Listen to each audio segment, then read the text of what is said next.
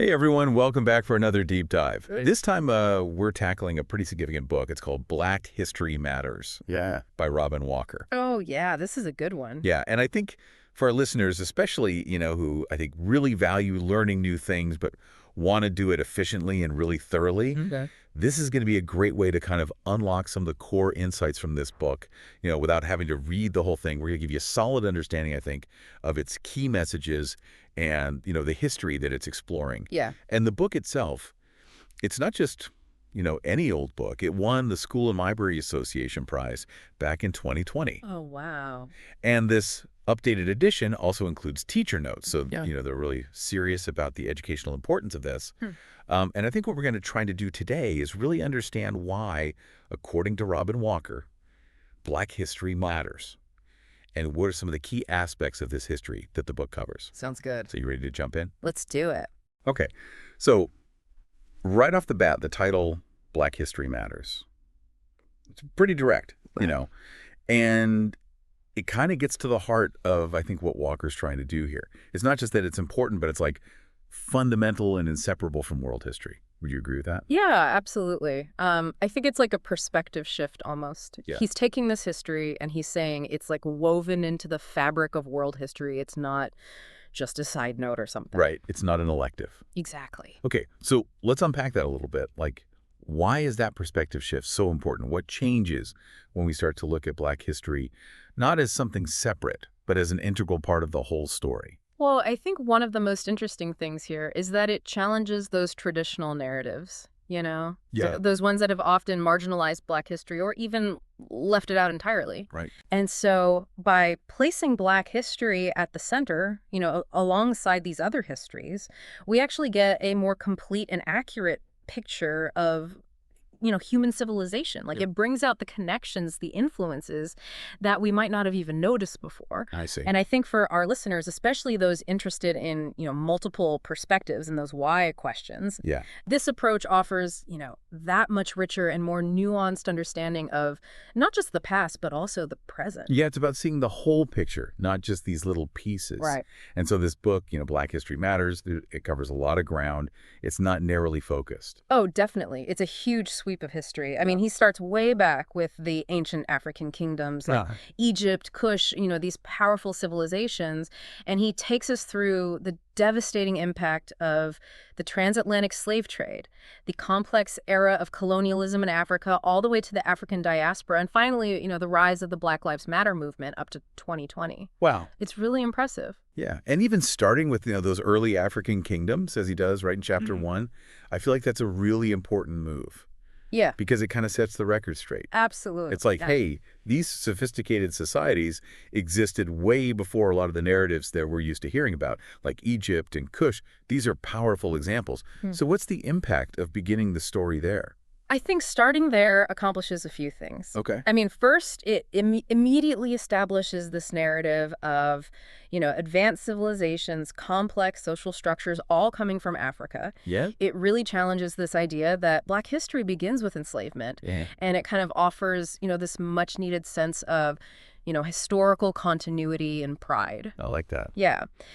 But then chapter 2, it's like this stark contrast. It goes right into the horrific reality of the transatlantic slave trade. Yeah, a brutal period. And the book, it doesn't shy away from, the unimaginable suffering inflicted on enslaved people. But there's something else that it emphasizes. Their agency and their fight for freedom, alongside, obviously, those who are fighting to abolish slavery. Yeah. Why is it important to hold both of those truths in our minds? Right. I think that's crucial because it prevents us from seeing enslaved people solely as victims. Yeah. While acknowledging, of course, the immense cruelty they endured, we also have to recognize their resilience, their ingenuity in resisting oppression, their determination to be free. Yeah. It's an essential part of the story, this really powerful reminder of the human spirit, even in the face of just awful adversity. Okay, so moving on, the book also examines colonialism in Africa in chapter 3. Right. And this was obviously a period when European powers exerted, huge control over the continent. What are some of the things that Walker focuses on from this era? Well, he dives into the scramble for Africa. Yeah. That intense competition between European nations to just carve up the continent. Right. And he also talks about the fight for independence for so many African nations, which was a long and difficult process.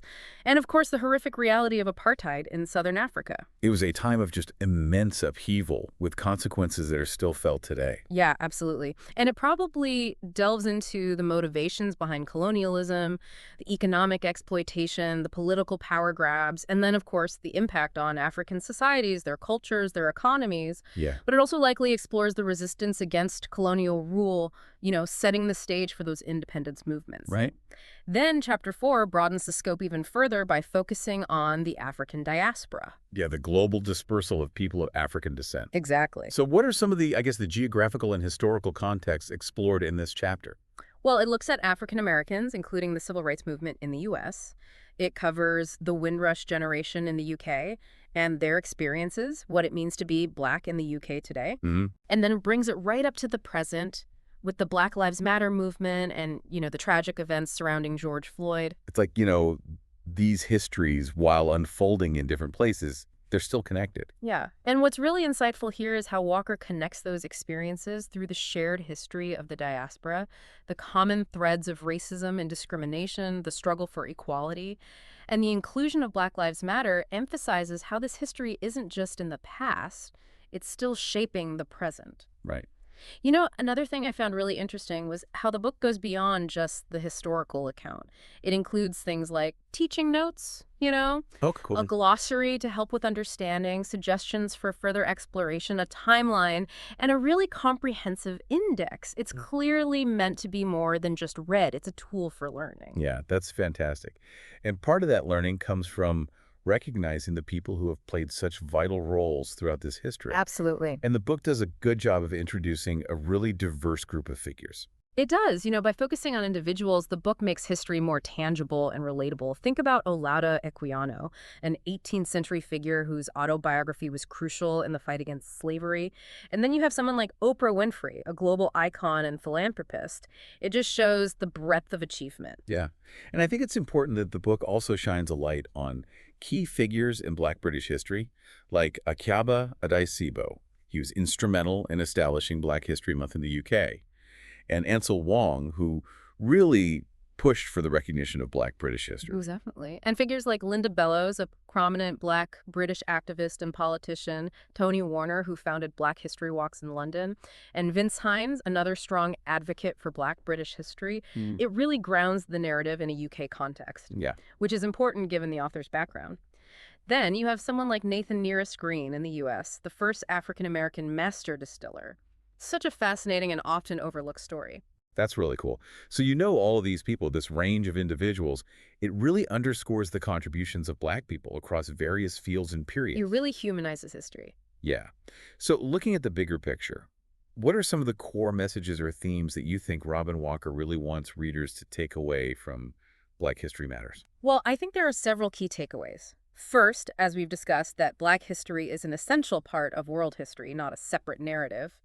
Second, the importance of understanding both the historical and ongoing injustices faced by Black communities so that we can work towards a more just and equitable future. Right. So it's not just about celebrating achievements, but also acknowledging the challenges that still exist. Exactly. And he highlights the incredible resilience of Black people throughout history.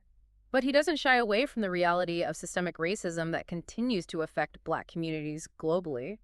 He also really emphasizes the importance of resistance against oppression. From slavery and colonialism to modern social justice movements like Black Lives Matter. Okay, so it's really about raising awareness, fostering understanding, and inspiring action towards ending racial injustice. Absolutely. Engaging with these themes can be really empowering, encouraging us to think critically about our world and our role in promoting fairness. Now let's talk about Robin Walker himself, the author. He's often called the Black History Man, which I think speaks volumes about his expertise. Can you tell us a little bit about his background and work? Oh, absolutely. Robin Walker has dedicated his life to studying and teaching Black history. Born in London, he spent some time in Jamaica. His academic background is in economics and African world studies. And he's been teaching since 1992 at various universities and giving lectures on African world studies, ancient Egyptian history, and Black history. And he's a prolific author, too. He is. 13 books to his name, including his really influential work, When We Ruled.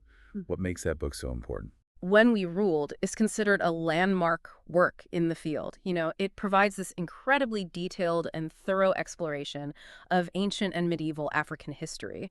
And I think its depth and scholarly rigor really solidified his reputation as one of the leading experts in African studies, in the English-speaking world. Right. And beyond his writing, he's been involved in publishing and developing educational resources. He co-founded The Black Secret, which is this online platform dedicated to Black history and African heritage for adults. His academic background, his teaching, and his passion make him a really credible voice on this subject. So for our listeners who, are always eager to gain knowledge efficiently on important topics, Yeah. Black History Matters seems to be a really good place to start. It's an accessible way to learn about a vast and complex history. And it's those aha moments that I think are really valuable. Those moments where you realize the connections between different historical periods, and you understand that Black history is not separate, but it's interwoven into the fabric of human civilization. And I think it's great that the book includes those supplementary materials because it really encourages further exploration. Right. It caters to those who want to really dive deep. Exactly. So as we wrap up our deep dive into Black History Matters by Robin Walker, I think we've explored how this book really serves as an introduction to a huge and vital history. From ancient African civilizations, the transatlantic slave trade, the fight against colonialism, and even the experiences of the African diaspora to the Black Lives Matter movement today, the book emphasizes that Black history is fundamental to the global human story. And it also highlights this ongoing struggle for equality that continues to this day. Yeah, I think that's a great summary. And so this leads us to a final thought for you, our listeners. Think about how the stories and insights from Black History Matters might inform the conversations we're having today about race and equality. What resonated most with you? What sparked your curiosity? And what aspects of this history do you want to learn more about? It's a journey worth taking. Absolutely. So, until next time, keep exploring. And keep learning. We'll see you on the next deep dive. See you then. Bye.